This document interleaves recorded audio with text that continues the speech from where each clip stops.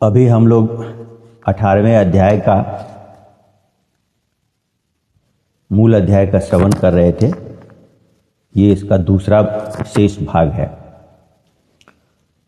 हे अर्जुन, जो पुरुष अकल्याणकारक कर्म से तो द्वेष नहीं करता है और कल्याणकारक कर्म से कर्म में आसक्त नहीं होता है, वह शुद्ध सत्वगुण से युक्त हुआ पुरुष संशय रहित, ज्ञानवान और त्यागी है। क्योंकि देहधारी पुरुष के द्वारा संपूर्णता से सब कर्म त्यागे जाने को शक्य नहीं है। इससे जो पुरुष कर्मों के फल का त्यागी है वही त्यागी है ऐसे कहा जाता है। सकामी पुरुषों का कर्म ही अच्छा, बुरा और मिला हुआ ऐसे 3 प्रकार का फल मरने के पश्चात भी होता है, और त्यागी पुरुषों के कर्मों का फल किसी काल में भी नहीं होता, क्योंकि उनके द्वारा होने वाले कर्म वास्तव में कर्म नहीं हैं। हे महाबाहो, संपूर्ण कर्मों की सिद्धि के लिए अर्थात संपूर्ण कर्मों के सिद्ध होने में यह 5 हेतु सांख्य सिद्धांत में कहे गए हैं। उनको तू मेरे से भली प्रकार जान ले।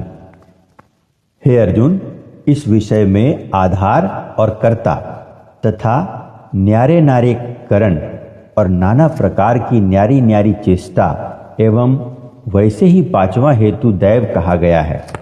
क्योंकि मनुष्य मन, वाणी और शरीर से शास्त्र के अनुसार अथवा विपरीत भी जो कुछ कर्म आरंभ करता है उसके यह 5 ही कारण हैं। परंतु ऐसा होने पर भी जो पुरुष अशुद्ध बुद्धि होने के कारण उस विषय में केवल शुद्ध रूप आत्मा को कर्ता देखता है, वह मलिन बुद्धि वाला अज्ञानी यथार्थ नहीं देखता है। इसलिए हे अर्जुन, जिस पुरुष के अंतःकरण में मैं करता हूँ ऐसा भाव नहीं है तथा जिसकी बुद्धि सांसारिक पदार्थों में और संपूर्ण कर्मों में लिपायमान नहीं होती, वह पुरुष इन सब लोगों को मारकर भी वास्तव में न तो मारता है और न पाप से बंधता है। हे भारत, ज्ञाता, ज्ञान और ज्ञेय यह तीनों तो कर्म के प्रेरक हैं, अर्थात इन तीनों के संयोग से तो कर्म में प्रवृत्त होने की इच्छा उत्पन्न होती है, और कर्ता, करण और क्रिया यह तीनों कर्म के संग्रह हैं, अर्थात इन तीनों के संयोग से कर्म बनता है। उन सब में ज्ञान और कर्म तथा कर्ता भी गुणों के भेद से सांख्य शास्त्र में 3 प्रकार से कहे गए हैं। उनको भी तू मेरे से भली प्रकार सुन। इसलिए हे अर्जुन, जिस ज्ञान से मनुष्य पृथक पृथक सब भूतों में एक अविनाशी परमात्म भाव को विभाग रहित संभाव से स्थित देखता है, उस ज्ञान को तो तू सात्विक जान। और जो ज्ञान अर्थात जिस ज्ञान के द्वारा मनुष्य संपूर्ण भूतों में भिन्न भिन्न प्रकार के अनेक भावों को न्यारा न्यारा करके जानता है, उस ज्ञान को तू राजस जान। और जो ज्ञान एक कार्य रूप शरीर में ही संपूर्णता के सदृश आसक्त है, अर्थात जिस विपरीत ज्ञान के द्वारा मनुष्य एक क्षण भंगुर नाशवान शरीर को ही आत्मा मानकर उसमें सर्वस्व की भांति आसक्त रहता है, तथा जो बिना युक्ति वाला तत्व अर्थ से रहित और तुच्छ है, वह ज्ञान तामस कहा गया है। इसलिए हे अर्जुन, जो कर्म शास्त्र विधि से नियत किया हुआ और कर्तापन के अभिमान से रहित, फल को न चाहने वाले पुरुष द्वारा बिना राग द्वेष से किया हुआ है, वह कर्म सात्विक कहा जाता है। और जो कर्म बहुत परिश्रम से युक्त है तथा फल को चाहने वाले और अहंकार युक्त पुरुष द्वारा किया जाता है, वह कर्म राजस कहा गया है। तथा जो कर्म परिणाम, हानि, हिंसा और सामर्थ्य को न विचार कर केवल अज्ञान से आरंभ किया जाता है, वह कर्म तामस कहा जाता है। इसलिए हे अर्जुन, जो कर्ता आसक्ति से रहित और अहंकार के वचन न बोलने वाला, धैर्य और उत्साह से युक्त, कार्य के सिद्ध होने और न होने में हर्ष शोकादि विकारों से रहित है, वह कर्ता तो सात्विक कहा जाता है। जो आसक्ति से युक्त, कर्मों के फल को चाहने वाला और लोभी है तथा दूसरों को कष्ट देने के स्वभाव वाला, अशुद्धाचारी और हर शोक से लीपायमान है, वह कर्ता राजस कहा गया है। जो विक्षेप युक्त चित्त वाला, शिक्षा से रहित, घमंडी, धूर्त और दूसरे की आजीविका का नाशक एवं शोक करने के स्वभाव वाला, आलसी और दीर्घ सूत्री है, वह कर्ता तामस कहा जाता है। इसलिए हे अर्जुन, तू बुद्धि का और धारण शक्ति का भी गुणों के कारण 3 प्रकार का भेद संपूर्णता से विभाग पूर्वक मेरे से कहा हुआ सुन। हे पार्थ, प्रवृत्ति मार्ग और निवृत्ति मार्ग को तथा कर्तव्य और अकर्तव्य को एवं भय और अभय को तथा बंधन और मोक्ष को जो बुद्धि तत्व से जानती है, वह बुद्धि तो सात्विकी है।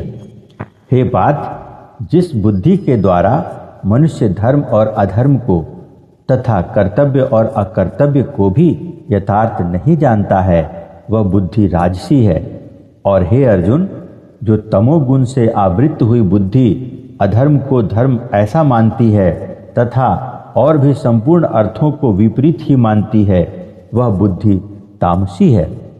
हे पार्थ, ध्यान योग के द्वारा जिस अव्यभिचारिणी धारणा से मनुष्य मन, प्राण और इंद्रियों की क्रियाओं को धारण करता है, वह धारणा तो सात्विकी है। और हे पृथापुत्र अर्जुन, फल की इच्छा वाला मनुष्य अति आसक्ति से जिस धारणा के द्वारा धर्म, अर्थ और कामों को धारणा करता है, वह धारणा राजसी है।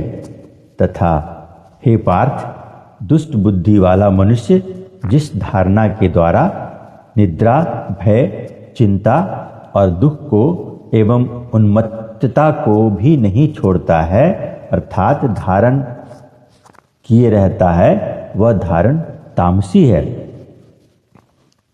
वह धारणा तामसी है। हे अर्जुन, अब सुख भी तू 3 प्रकार का मेरे से सुन। हे भरत श्रेष्ठ, जिस सुख में साधक पुरुष भजन, ध्यान और सेवादि के अभ्यास से रमण करता है और दुखों के अंत को प्राप्त होता है, वह सुख प्रथम साधन के आरंभ काल में यद्यपि विष के सदृश भासता है, परंतु परिणाम में अमृत के तुल्य है। इसलिए जो भगवत विषयक बुद्धि के प्रसाद से उत्पन्न हुआ सुख है, वह सात्विक कहा गया है। जो सुख विषय और इंद्रियों के संयोग से होता है, वह यद्यपि भोग काल में अमृत के सदृश भासता है, परंतु परिणाम में विष के सदृश है, इसलिए वह सुख राजस कहा गया है। तथा जो सुख भोग काल में और परिणाम में भी आत्मा को मोहने वाला है, वह निद्रा, आलस्य और प्रमाद से उत्पन्न हुआ सुख तामस कहा गया है। और हे अर्जुन, पृथ्वी में या स्वर्ग में अथवा देवताओं में वह कोई भी प्राणी नहीं है कि जो इस प्रकृति से उत्पन्न हुए तीनों गुणों से रहित हो, क्योंकि यावन मात्र सर्व जगत त्रिगुणमयी माया का ही विकार है। इसलिए हे परम तप, ब्राह्मण, क्षत्रिय और वैश्यों के तथा शूद्रों के भी कर्म स्वभाव से उत्पन्न हुए गुणों करके विभक्त किए गए हैं, अर्थात पूर्वकृत कर्मों के संस्कार रूप स्वभाव से उत्पन्न हुए गुणों के अनुसार विभक्त किए गए हैं। उनमें अंतःकरण का निग्रह, इंद्रियों का दमन, बाहर भीतर की शुद्धि, धर्म के लिए कष्ट सहन करना और क्षमा भाव एवं मन, इंद्रियां और शरीर की सरलता, आस्तिक बुद्धि, शास्त्र विषयक ज्ञान और परमात्म तत्व का अनुभव भी, ये तो ब्राह्मण के स्वाभाविक कर्म हैं। शूरवीरता, तेज, धैर्य, चतुरता और युद्ध